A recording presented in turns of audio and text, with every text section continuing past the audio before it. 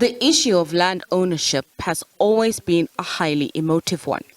These white former farmers in Zimbabwe say they have a tangible claim and that the $3.5 billion deal is a slap in the face for them. There's nothing to hide here. For the farmers, they want to put their case. But there's a little more to that. You see, when this global compensation deed was signed, one of the issues was a number of farmers, a few hundred farmers who are destitute, who are somewhere in a bed, in a hospital or an old age home, and who have nothing.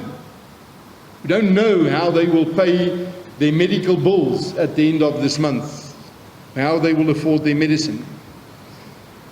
Now, because of the number of these farmers, the Zimbabwean government agreed to make what they call an interim relief payment. It's a few dollars every month, but it's not every month. We never know when that payment will come. They say they want fair compensation for their land and have turned to the South African courts to put pressure on the Zimbabwean government. We then decided to carry on with a delictual claim against the South African government on behalf of the farmers that we represented.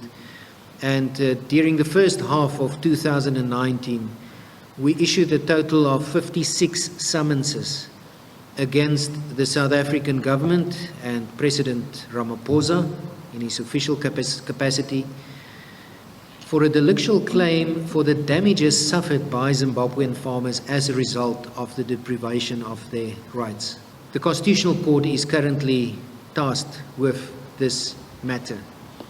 On the ground, though, some Zimbabweans living in South Africa say they would welcome the white farmers back because they created job opportunities for them. Because people from Zimbabwe, they're struggling to get their jobs. There's no jobs, there's no money. Maybe the farm gonna beg, they could get money, jobs. The white farmers are supposed to be compensated for the work they did on the farm because they upgraded them, they built dams, they actually invested a lot of money and they did a lot of work for those farms. So they are supposed to be compensated. We cannot just take things that we did not work for and make it our own, even though the land is our own. So, but those were past indifferences. What they did before, which is wrong, which are these white people complaining for? If they can retain it and they do new agreements of which will benefit us as Zimbabweans, because now our economy is down, and then even the whites, they give us sanction of which our lives is like, that's why we're spread from Zimbabwe to each and every country trying to find our green pastures, of which now is hard. These farmers say their land claim is worth more than $10 billion and that the only way to get recompense is by putting political pressure on the Zimbabwean government to amend its land policies. Nozintombi Mia, SABC News.